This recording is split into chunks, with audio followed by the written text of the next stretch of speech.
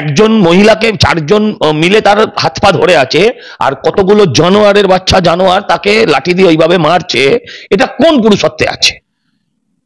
আমি যদি বুঝতাম ও একটা জায়গায় একজন বড় গুন্ডার সাথে টক্কর নিচ্ছে, ও মারছে এও মারছে, তাহলে বুঝতাম ওখানে ভাই দুটো পুরুষ লড়াই হচ্ছে। আপনারা কি ভাবেন আজীবন মমতা বন্দ্যোপাধ্যায় থাকবে?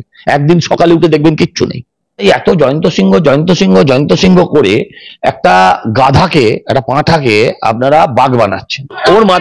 ওর মাথায় এখন অক্সিজেন যায় না, ও আর বেটা ছেলেদের দেখতেও পায় না। আমরা দেখছি একটা বাচ্চা ছেলে, না বাচ্চা ছেলে তার নিম্নাঙ্গে ছাড়াছি দিয়ে টানছে। কোন ভদ্রলোকের ছেলে এই অত্যাচার করতে পারে? এগুলো মানুষ? এগুলোর ভেতরে মনুষ্যত্ব আছে? আপনি আমাকে বলুন। আবার একটা ভিডিও এসছে, একজন ক্যান্সার আক্রান্ত রোগীর বাড়িতে সে বোতল ছুঁড়ে ছুঁড়ে মারছে। এর মধ্যে কোন সা গুন্ডা? আরে গুন্ডা হচ্ছে একটা পুরুষের পবিত্রের মধ্যে পড়ে। সবাই হয়তো হতে পারে না, আপনিও চাইলে যে কোনো, এরা চাইলে গুন্ডা হতে পারবে না। আরে গুন্ডাদের সাথে গুন্ডামি করবে? এটা নিরীহ মানুষের সাথে গুন্ডামি করে। এরা পুলিশ আছে তাই গুন্ডা, এরা মন্ত্রী আছে তাই গুন্ডা। আরে এরা, আপনি যদি খোঁজ নিয়ে দেখেন, এরা শুধু সাধারণ মানুষের বাড়ি লুট করেছে না, খোঁজ নিয়ে দেখুন ওখানকার অনেক নেতার ঘরও ভেঙে দিয়েছে, হয়তো লুট করে দিয়েছে। যা যা সব ছবি দেখছি বাবা কেক খাওয়ানোর, তাতে আমার যথেষ্ট ডাউট আছে। খুব ঘনিষ্ঠ না হলে ওরকম ভাব ছবি হয় না। আজকে মদন মিত্র সাধু সাজ্জে পাগল টাগল হয়ে গেছে নাকি, বলছে গণপ্রহার হবে, এই হবে, ভবিষ্যৎ দেখতে পাচ্ছে, খুবই ভালো। হ্যাঁ, যে ওদের মানে মদন মিত্রদের নাকি গণপ্রহার করবে মানুষ, মানে আশঙ্কা করছে। এরাই ধরুন জেসিবি, তারপর কি বুলেট, কি নাম একটা বুলেট বাবা না কি যেন, আচ্ছা, তারপরে হচ্ছে ধরুন এই জয়ন্ত সিংহ, এদের জন্য আলাদা কোনো একটা আইন করতে হবে। আরে জয়ন্ত সিংহদের বোঝা উচিত, বিপদে পড়লে কেষ্টকে চিনতে পারিনি, বিপদে পড়লে পার্থ চ্যাটার্জিকে চিনতে পারিনি, বিপদে পড়লে বালুকে চেনিনি। এই সমস্ত নামের পেছনে সিংহ থাকলে কি আর সিংহ হয়? আসলে কুকুর বলবো না, কুকুরের একটা পেডিগ্রি থাকে, আসলে বেড়াল তো বেড়ালই থাকবে। নামের পেছনে সিংহ থাকলে যদি কেউ সিংহ হয়ে যেত, হ্যাঁ, তাহলে আর অন্য কিছু বলার থাকতো। মুখ্যমন্ত্রীর ভাষণ শুনলেও হবে কানে ক্যান্সার হবে, মুখ্যমন্ত্রীর ভাষণ শুনলে হয় কানে ক্যান্সার হবে, না ব্রেনে ক্যান্সার হবে, টিউমার হবে, কিছু একটা হবেই, নয় হার্ট অ্যাটাক হবে। হাসতে হাসতে মরে যাবে একটা লোক, হাসতে হাসতে। এখন আর বাচ্চারা, তুমি বিশ্বাস করো আমার কথা রোজিনা, এখন বাচ্চারা, আমার বাড়িতে আমার একটা ভাগ্নি আছে, মাঝে মাঝেই আছে, ও এখন আর পোগো চ্যানেল দেখে না, ও ছোটা ভীম দেখে না, ও খালি বলে মমতা দিকে দেখবো, মমতাদির ভাষণ শুধু। হ্যাঁ, এর থেকে ভালো কমেডি কোথায় আছে? ওটাকে ক্লাব নয়। যেমন ধরুন হিটলারের একটা গ্যাস চেম্বার ছিল, বিভিন্ন ধরুন আমেরিকান সোলজারদের যেমন টর্চার রুম ছিল, লালবাজারেও নাকি এরকম টর্চার রুম ছিল। তারপরে ধরুন মানে এই আমরা যেমন দেখেছিলাম গুপি গাইন বা হীরক রাজার দেশে যেমন একটা যন্তর মন্তর ঘর ছিল। যন্তর মন্তর ঘর একটু সাইন্টিফিক পদ্ধতিতে করা হতো, মেশিনে ঢোকাতো, মেশিনে মাথা ওয়াশ করে দিত। এখানে মানুষকে ধোলাই করা হয়, ওয়াশ, সেটাও একটা ওয়াশ। হ্যাঁ, মানুষকে পিটিয়ে মানুষের মতবাদকে এখানে পরিবর্তন করা হয়। এদেরকে ধরুন, ওকে উচিত হচ্ছে ওই ডানলপের মোড়ে ওকে জল বিচুটি মেরে, ওকে কেটে কাটা গায়ে নুনের ছিটে দিয়ে তারপরে ওকে শুলে দেওয়া উচিত। লোকে বলে যে খুন করলে রাগ যায় না। আমি এতদিন বুঝতেই পারতাম না কথাটার মানে কি। খুন করলে আবার রাগ যাবে না কেন? এই যে খুন করলেও রাগ যাবে না, এরা হচ্ছে তার প্রমাণ। এবং মানুষ করবে একদিন, তাতে কি হবে? ওরা আমাদের সঙ্গে টক্কর নেবে না। আমাদের সঙ্গে টক্কর নিতে গেলে আগে 350 পুলিশ নিয়ে আসবে, ওরা আমাদের সঙ্গে লাগবে না। এরা সব নিরীহ মানুষের উপর অত্যাচার করে, নিরীহ আমাদের কর্মীদের উপর অত্যাচার করে।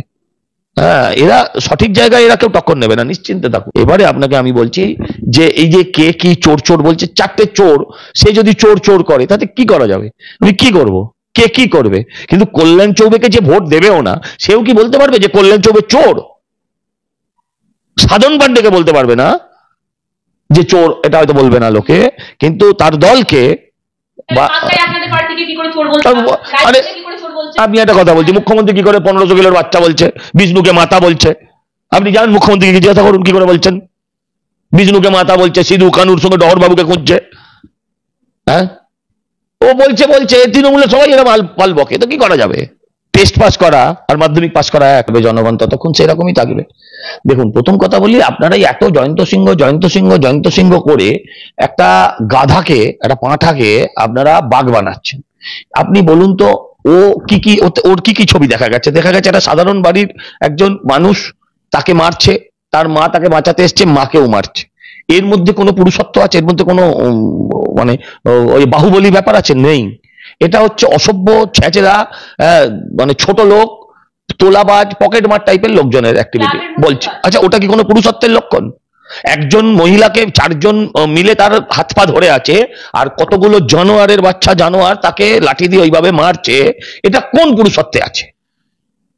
আমি যদি বুঝতাম ও একটা জায়গায় একজন বড় গুন্ডার সাথে টক্কর নিচ্ছে, ও মারছে এও মারছে, তাহলে বুঝতাম ওখানে ভাই দুটো পুরুষ লড়াই হচ্ছে। ওগুলো কাউন্সিলর আবার যোগ্য, ওখানকার কাউন্সিলর একটা, ওই কাউন্সিলর না, একজন মহিলা, আমি বলছি 3-4টে কামারহাটির মহিলা কাউন্সিলরের কথা বলছি।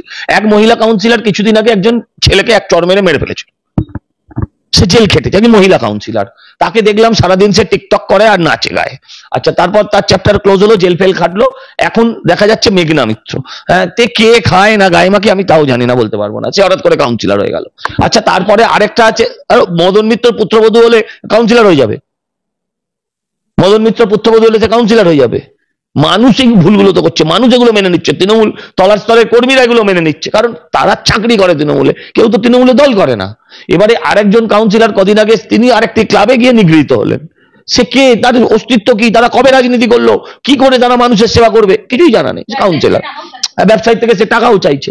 এই এরা যদি কাউন্সিলর হয়, এরা যদি কাউন্সিলর হয়, তাহলে জয়ন্ত সিংহদের মানে সৃষ্টি হবেই, এটা কোয়াইট ন্যাচারাল ব্যাপার। আপনাকে ভাবতে হবে যে এই সমস্ত লোকেদের জন্য এই যে নতুন ন্যায় সংহিতা এসছে, এটা ভালো করে দেখতে হবে যে এই ধরনের, এই ধরুন জেসিবি, তারপর কি বুলেট, কি নাম এটা, বুলেট, বুলেট বাবা না কি যেন, আচ্ছা, তারপরে হচ্ছে ধরুন এই জয়ন্ত সিংহ, এদের জন্য আলাদা কোনো একটা আইন করতে হবে। 5 লাখ কেন, এরা লাখ লাখ টাকা পাবে, সরকারি 5 লাখ ছেড়ে দিন, মদনদার পাবে, সৌগতদার পাবে, লাখ লাখ টাকা পাবে। এদের পিটিএ পাবলিক আজ না হলে কাল আইন নিজের হাতে তুলে নিয়ে, আমি চাই না তুলে নিক, কোট আন কোট, এটা মাথায় রাখবেন, কিন্তু পাবলিক তুলে নেবে এদের একদিন। পাবলিক, ওর মাথায় এখন অক্সিজেন যায় না, ও আর বেটা ছেলেদের দেখতেও পায় না, ওনার কথা ভাবতে দূর।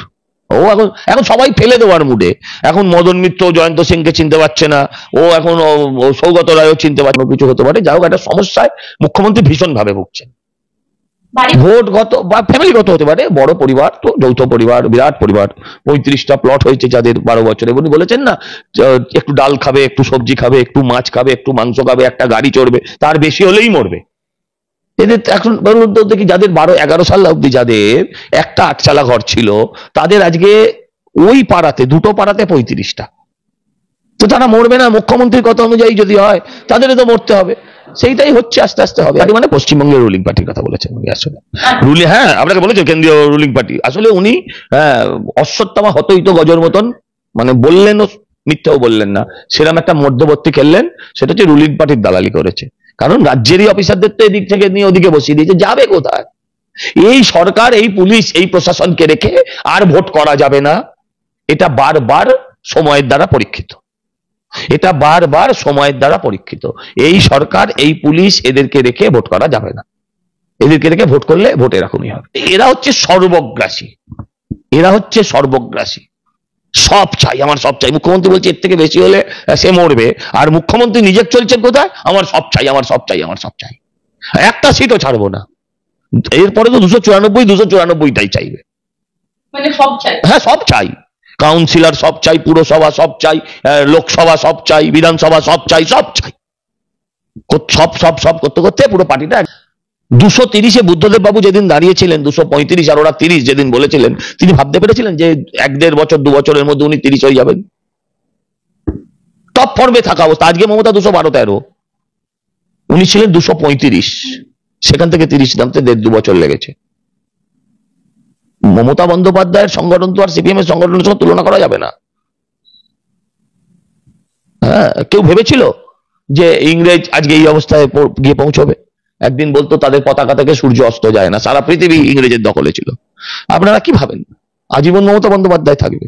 একদিন সকালে উঠে দেখবেন কিচ্ছু নেই, একদম, আপনি আমার কথা মিলিয়ে নেবেন, একদিন সকালে উঠে দেখবেন কিচ্ছু নেই। আমাদের হতাশা আছে, আমাদের যন্ত্রণা আছে, আমাদের ব্যর্থতা আছে, সব আছে, কিন্তু পাপ বাপকে ছাড়ে না, এই কথা যদি মিথ্যে না হয়, শাস্তি তো পেতেই হবে। মহুয়া মৈত্র কিসের জন্য পরিচিত? মহুয়া মৈত্র আপনার দর ঠিক করে দিয়েছে 2 পয়সা।